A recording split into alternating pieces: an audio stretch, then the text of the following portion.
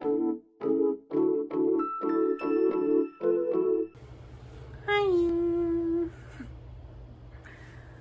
제가 오랜만에 영상을 왜 켰냐면은 제 경과에 대해서 이제 얘기를 해드리려고 영상을 켜게 되었습니다. 영상을 안 올리는 동안 꾸준히 스테로이드 주사를 일주일에 한 번씩 맞았고요. 그래서 총 9번인가? 이렇게 맞았어요. 근데도 이렇게 스테로이드 주사에 대해서 제가 크게 뭐 호전이 없어가지고 이제 교수님이 결론적으로는 수술을 받자고 하셔가지고 내년 중에 이제 받을 예정이고요. 수술에 대해서 정확하게 아직 설명을 안 해주셔서 저도 아직은 잘 모르는데 그 아나가마술은 아니고 밀러건 수술을 아마 받을 것 같아요. 그래서 그 밀러건 수술이 어떤 건지 잘 모르시는 분들이 있어가지고 간략하게 설명을 해드리자면은 그 안병증이 발생되면은 그 눈에 밀러근이라고 눈을 뜨게 하는 근육이 있어요. 눈을 뜨고 감게 하는 그 밀러근이 있는데 그게 밀러근이 당겨지면서 눈을 크게 뜨게 하거든요.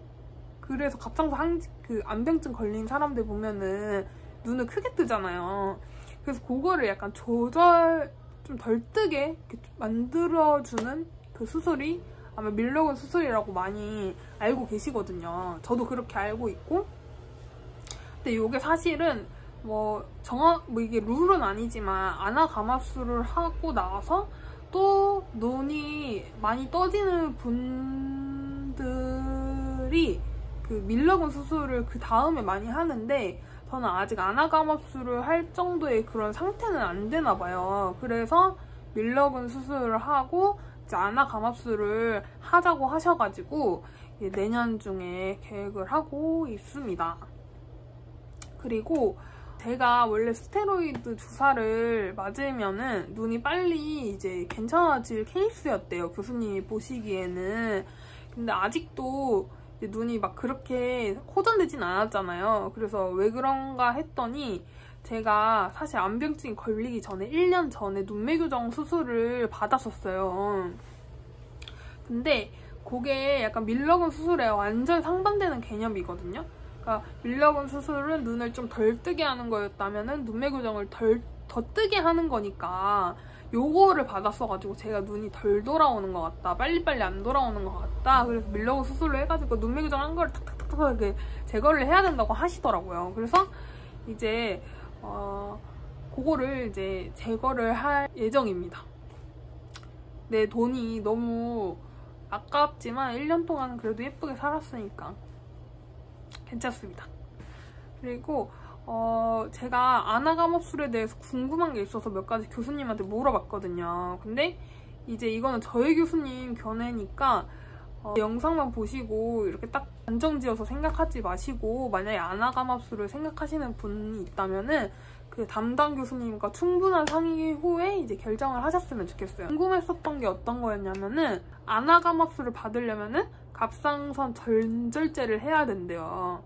그래야지 그 재발을 막을 수 있어서 많은 분들이 가마술을 하기 전에 전절제를 많이 한다는 거예요.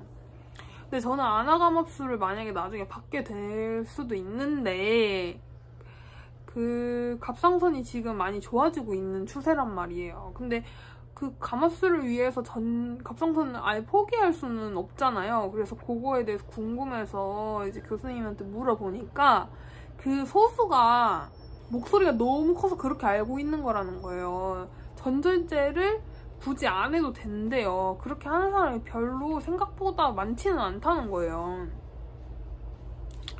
근데 이제 제가 생각했을 때도 약간 굳이 전절제를 받아야 되나? 이렇게 싶기도 하고 일단 그랬는데 아무튼 전절제를 굳이 받지 않아도 된다는 점을 제가 들었습니다. 또 황당한 일이 있었는데요. 그게 어떤 거냐면요.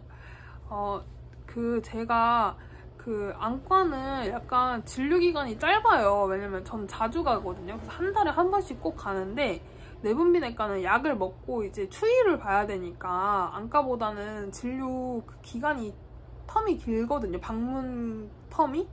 그래서 내분비내과는 거의 최소 3개월에 한 번씩 이렇게 가는 편인데, 그러면 이제 3개월 동안 먹을 약을 주시잖아요. 근데 이제 3개월, 정확하게 딱 3개월 안에 갈 수는 없으니까, 이제 3개월보다 조금 넘으면 거기에 맞는 이제 약을 지어서 이제 맨날 집으로 왔는데, 제가 어제 약이 다 떨어진 거예요. 근데 사실 그 가려면 아직 일주일이나 더 남았는데, 어제 약이 다 떨어져가지고 오늘 이제 안과 가니까, 오늘 안과 가는 김에 처방을 받으려고 이제 그 제가 다니는 병원에 연락을 했어요. 근데 거기서 어떻게 말씀하시냐면은, 자기네들은 그 일수대로 정확하게 줬다.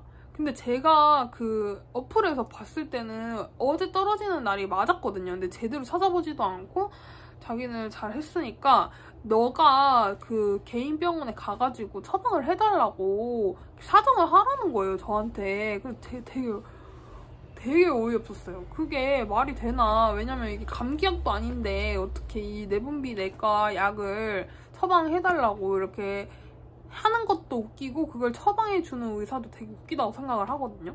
근데 거기 그 큰 병원에서, 제가 다니는 병원, 그 큰 병원에서 그렇게 말을 하는 거예요. 그렇게 하면 안 되잖아요. 처방 일수에 맞게 정확하게 이제 주는 게 맞는데, 왜냐면 단약을 하는 것도 아니고. 그래서 다시 그 컴플레인을 걸어가지고 결국에는 오늘 그 일주일치 처방 약을 받고 왔는데요. 저같이 대학병원에 다니면은 이런 일이 충분히 일어날 수 있다고 생각을 하거든요.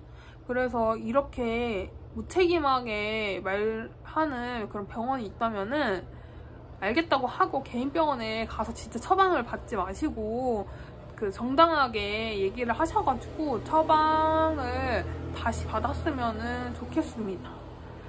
그래서 이런 일이 있을까봐 제가 알려드리고 싶어가지고. 그리고 그 처방일이 부족하다 해가지고 무조건 내분비내과 약은 단약하시면 안 돼요. 그러니까 약을 중단하시면 안 돼요. 꼭 병원에 가서 확인을 받으셔야 돼요. 알겠죠?